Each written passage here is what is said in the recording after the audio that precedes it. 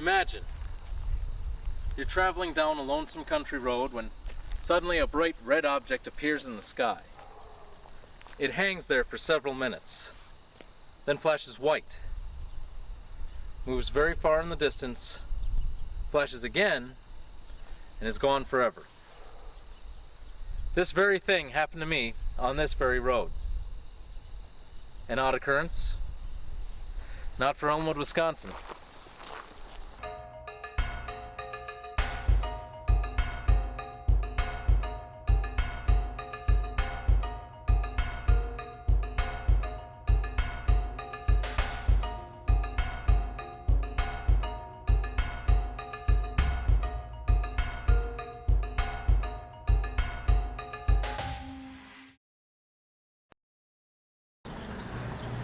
Despite of its reputation for UFOs, Elmwood, Wisconsin looks pretty much like any other small town in Wisconsin. And UFO Days looks pretty much like any other small event in rural Wisconsin. They have tractor pulls, beer tent, food, more food, a man named Big Dick. But there's something extra special about UFO Days, and that's aliens.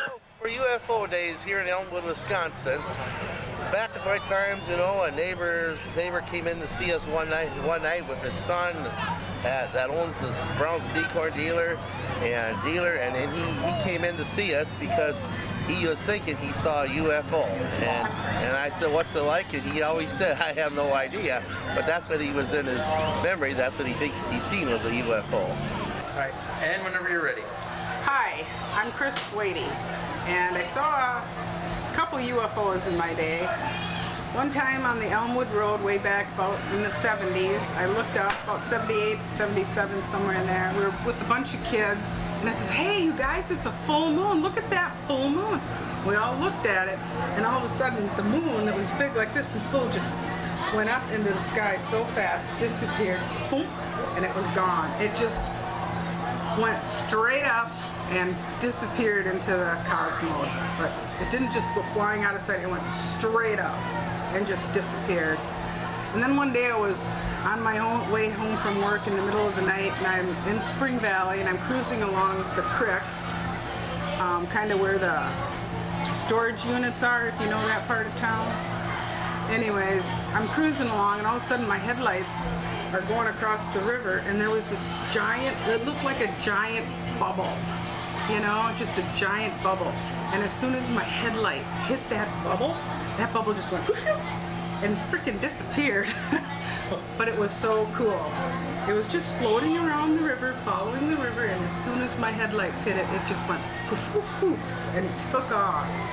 But so those are my UFO stories. When I was about 15, 16 years old, my parents took me, my brother and sister to Pepin for supper one night, and then on the way back home, we were driving along Mississippi River on I-35, and it was after dark. A white light followed us right on the river. We have no idea what it was. We can't explain it. It was not a plane. It was nothing of that sort. That's pretty much all I can say about it. I don't know any more than that. But it was kind of weird. It followed us all the way close to Maiden Rock. It was about 1 o'clock, July 4th. I was on the upper deck of the patio, and I noticed an orange glowing light, and it seemed round, and it was in the high northwest sky. Anyway, I saw a pulsing orange orb. It was round, and it seemed as though the light was coming from inside of it. And it was larger and larger as it got near. And it traveled the whole sky. It went basically toward Polaris, the North Star, and then I lost sight of it. But it was round. I waited to see if it was an airplane, but there was only one color, so it wasn't an airplane. I talked to some people at the U of M. They said it wasn't a satellite. So I don't know what it was. It's an unidentified flying object. In fact, there are so many sightings in this area, they even have a bus tour. I am your tour guide, I guess. Everybody else. I Is anybody here familiar with the Carol Forster sighting? I'm her son. I was in the car. So.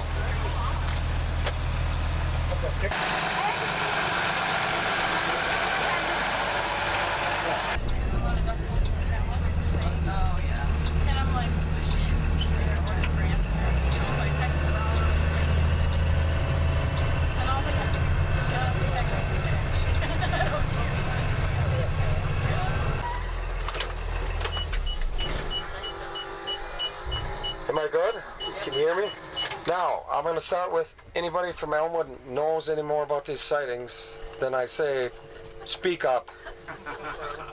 This is a rock quarry where George Wheeler's seen, and there was nothing this way. It was fields. It was just a little tiny quarry. You couldn't even see actually the quarry from the road at the time. He pulled in his driveway, got out of his squad, and got zapped with something. Knocked him out. All the instruments in his car were gone. He went to see Doc Springer the next day, am I right on that? And Doc said, what happened? He said, Doc, they got me. And he seen it again up here, but didn't get out of his car. And there's been sightings from people in Elmwood seeing stuff up here over the last 2 years that they've talked to me about. And they don't want their names. A lot of people come to me and talk to me and my mother when they see stuff because they want to talk to somebody that's not going to belittle them and degrade them. Somebody that knows what's going, knows it is. So I've talked to people in Elmwood that have seen stuff up here from town in the last 2 years.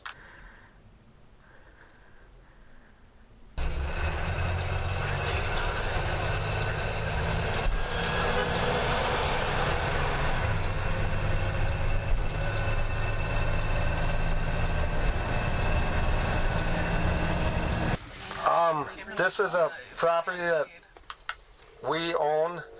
I used to live in this house, and several people have seen sightings right at this place. One kid, when he was in high school, he's a friend of my brother's. He was going from one house to Elmwood, and he called them and said, I'm on my way, and he got there 2.5 hours later. And he told him about the UFO. He said it come down, but then it went right back up. But he lost 2.5 hours of his life. The people over on that other farm were going to get their cattle one night and seen the UFO over here. I, one night, come downstairs in the middle of the night to go to the bathroom, and there was one hovering right above the pole shed. And I went to the bathroom because I've seen several of them, so it's another UFO. I went upstairs and told my wife at that time that there's a UFO above the pole shed. Well, she run to the window and freaked out. What are we gonna do? What are we gonna do? Then we're gonna go to bed. That's what we're gonna do. I ain't gonna talk to them. If they want us, they're gonna get us. Let's go to bed. She freaked out. But there's been several other people seen them over these buildings driving by. Like I said, they come to me and my mom to talk, and they don't want their names brought up. Nobody lives there anymore. They went to get their cattle, one from back here and one zoomed in. The kid got him. The kid was getting them. He was coming in the barn, just freaked. He never had the cows. So how many times have you seen UFOs? A lot. Over 100? Well, yeah.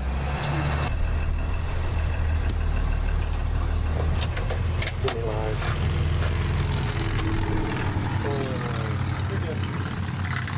This is the Carol Forster sighting. This is the one when I was 4 years old. It was 1975.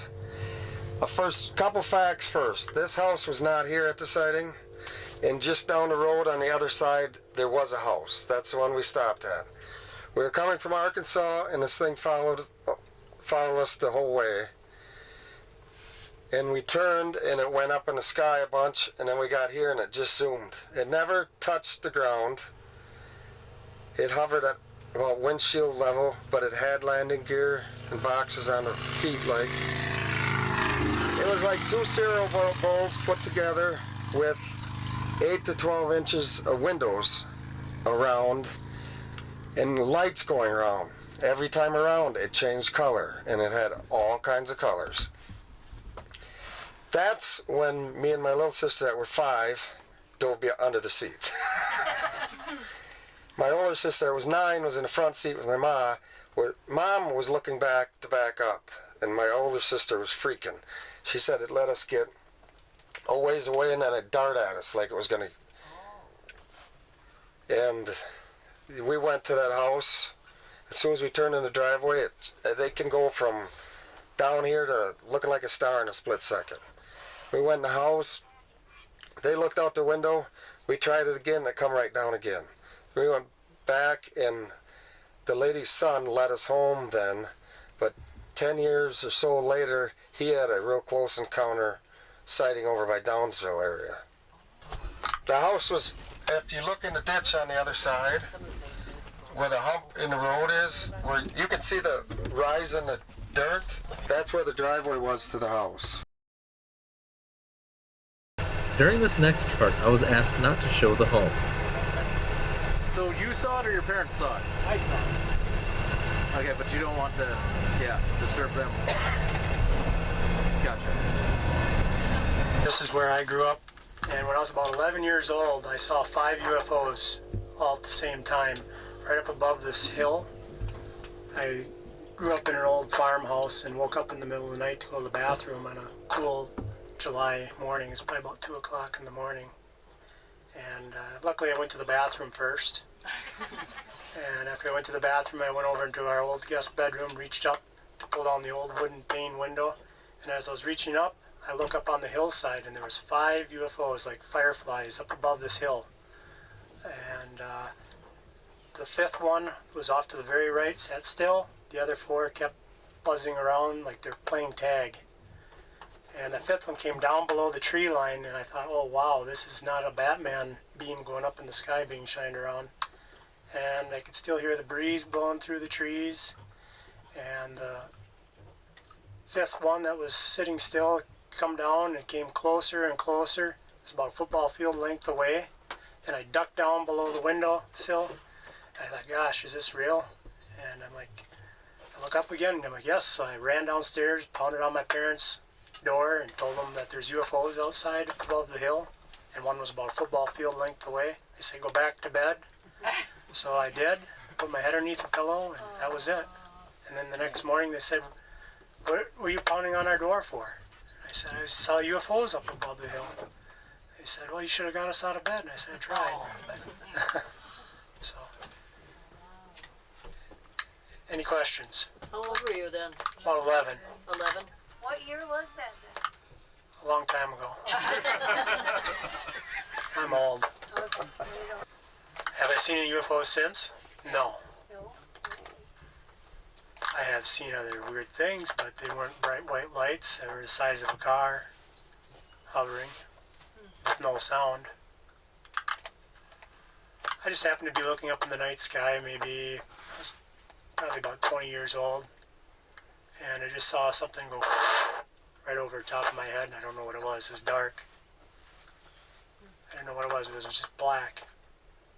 And the moon was in the sky. But I don't think it was a UFO. I don't know what it was. That's all I ever saw is anything like that. Bright white lights. Not perfectly round, not perfectly oval, just kind of in between.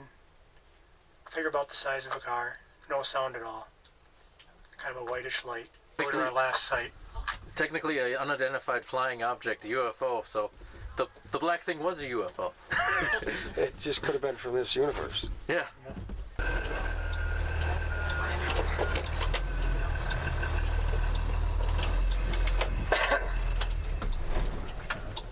Am I gold?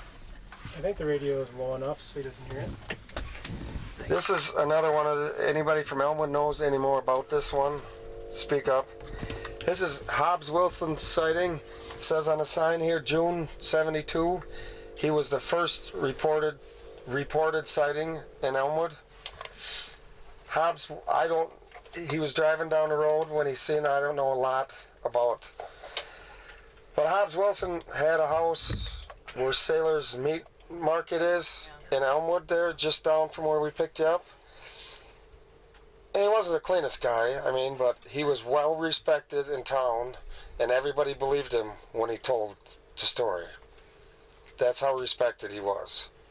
And I don't know a whole lot about this sighting.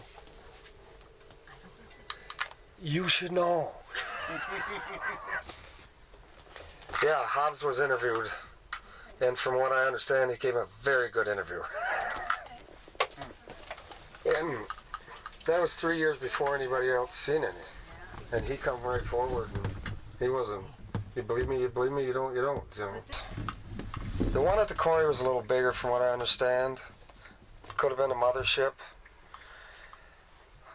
People that like I said, people come to me and my mother to talk to people so they don't get ridiculed or belittled by people. And I've heard different shapes. The cigar shape. They've seen the cigar shape, and that's the mothership from what I've investigated online and read. And they've seen the little ones come out of it, some of them, and all kinds of different. The bright orange light usually is with the mothership, and the bright white lights are with the other ones. Nothing like a crop circle that I know of around Elmwood, no. We have a lot of bear and deer and coon, so we get spots in our cornfield around here. They're knocked down. We just write it off to that.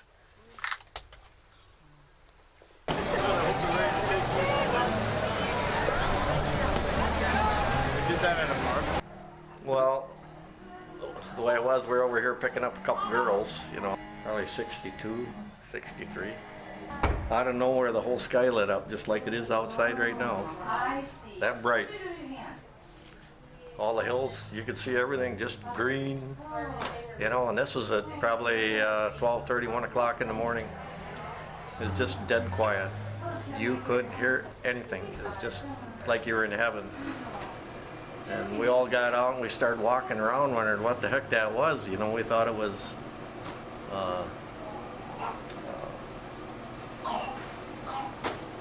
we thought we were going to see a beam of light, but no beam, nothing, no sound, no helicopter, nothing. All of a sudden, in an instant, the light went out. That was it. To this day, we all still think about that and wonder about it when we see one another. You know, these guys don't live around here anymore. So, I guess that's my story. Thanks a bunch. You bet. If you look at any of these heavy clouds, and you watch the edges of them, you will see metallic objects, and they come shooting out through it. And you can see the cloud being pulled to the side in some of the pictures I have. And that just simply showed that it was real to me. Because at first I'm thinking, is there something wrong with me? No. It was real. And that's one of the things I says, you know, and another question they asked at the conference was, you know, what would happen if the government would come out and tell us about this? People would lose it. There's a step right here? Yep.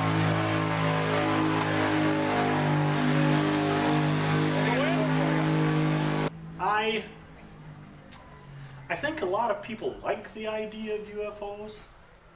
They like the idea that there's something out there that we don't know what it is. They like the idea of Bigfoot. They like the idea of ghosts. Confronted with it, they would totally fall apart and lose it. Like I said, if people haven't had a UFO experience, they're not looking. They're not looking up. Most people don't look up. Walk out through the crowd. Hardly anybody looks up. Look up for a while. You'll see something. Maybe not today, maybe not tomorrow. I had a friend. He used to ask me, he says, how come all this stuff happens to you? And I said, because I'm open to it. I want to see it. And he says, well, I want to see it too. I says, well, then keep telling yourself that and keep looking up. True enough. About 2 months later, Russ, I've had an experience. And I says, well, what happened? And he says, it was at night. And there was, I saw this bright light in the sky. And I says, if it's a nighttime thing, don't even, just discount it. It could be anything. It could be the U.S. government, it could be a helicopter, it could be you're walking and you're basically watching a planet bounce or something in your vision. I says, at night it could be anything. I says, during the daylight, when you look up and you see a metallic object in the sky, it's there. And so I don't even count nighttime sightings. Don't even count them. They don't mean anything. They had one go right down Main Street, Cornell, and somebody took a picture of it with their phone. And they showed it to an official who showed it to me. And I basically said, oh, it's one of those triangular ones. They're from the government. And he looks at me and he goes, how do you know that? And I says, I don't. I says, but it looks too man-made. It looks too perfect. It could be a fake. I says, but if not, it is a U.S. government vehicle. And so myself, they're out there. Does it bother me? No. Does it,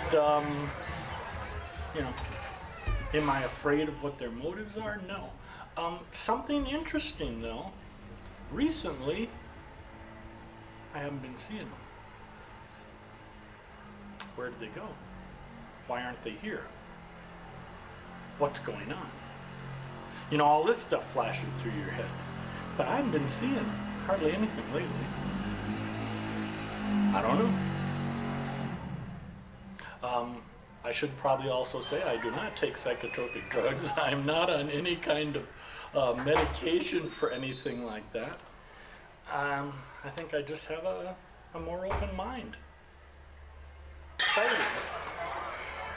I've never had a close-up sighting. I've seen things at a distance coming out of the clouds and stuff, but when I started seeing that kind of freaked me out right at first. But no, nothing really stands out. I've just seen metallic objects. When the Great Lakes was flying the big Batwing craft they've got, they refueled it. And I was watching it refueling, and then I looked back, and there's a shiny silver object, a disc, following it. And I thought, well, I pulled up my camera and took a picture. And I'm looking at the picture, and in the time, that 500th of a second that it took to take that picture, that thing made a blur that big on the negative. Once again, back in the film days, when they were first running the stealth thing, that's what it's called, stealth. The stealth craft. And they must have been running out of Great Lakes because they fly over the Blue Hills. It's like one of the things they do their runs on because it's a big landmark. And yeah, but I thought that was interesting that thing was moving so fast behind it that it left a streak. But yeah, nothing else stands out. I've never had a real close-up experience. I can't say I've seen aliens. I can't say I've talked to aliens, or they've talked to me, or influenced my thoughts, or all of the other things that make people all paranoid. I think they've rear-engineered enough of the crafts. They were so close in the 40s. Germany was so close with an anti-gravity drive. They had the Bell in Poland, and they were experimenting with it. And the project director, all the equipment, except for the techs that they killed, disappeared. You worked this morning already? And that was in 1945. I worked from 11 to... You know? They were close to coming up with something then. Why do you think they weren't working on a bomb? They didn't need it. If they could come up with an anti-gravity craft, they could pretty much do anything.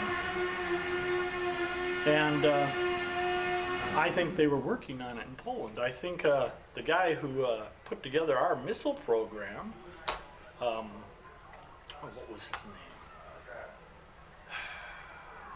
name? The guy who built the rocket that went to the moon. But he was grabbed off of that,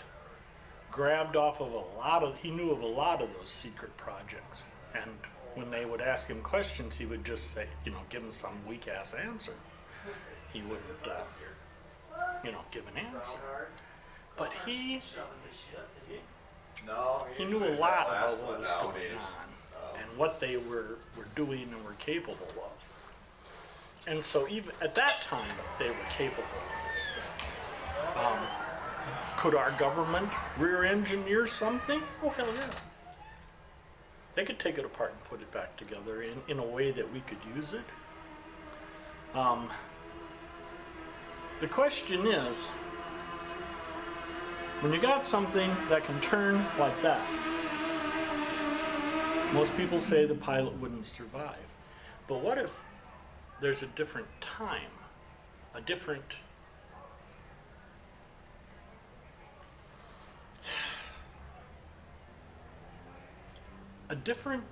sort of organization, a different physics operating inside the craft than what's operating outside the craft.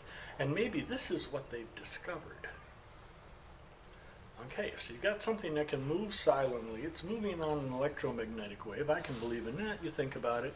Even Indians knew about this stuff. They would build these mounds, send their braves out to sit on the mounds overnight, and that would they would have their vision quest.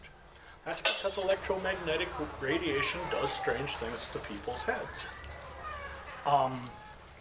Is that what's going on here? I don't think so. That's why I ask what was being mined.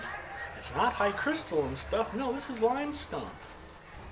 This is stuff that absorbs power and, will channel power. This isn't something crystalline that's going to cause all kind of frequencies to be bouncing around. No, it's limestone. It's the same thing the pyramids are made of. Okay, something I noticed on the tour, and that's that planes don't fly through here. I didn't hear a plane. I haven't heard a plane all day. All day I've been here. This is not a plane route. So people aren't seeing planes. They aren't seeing helicopters. What are they seeing? One thing's for sure. People are seeing something over the skies of Elmwood. It's unidentified. That's what makes it a UFO. Thanks for joining us on Wisconsin Unexplained.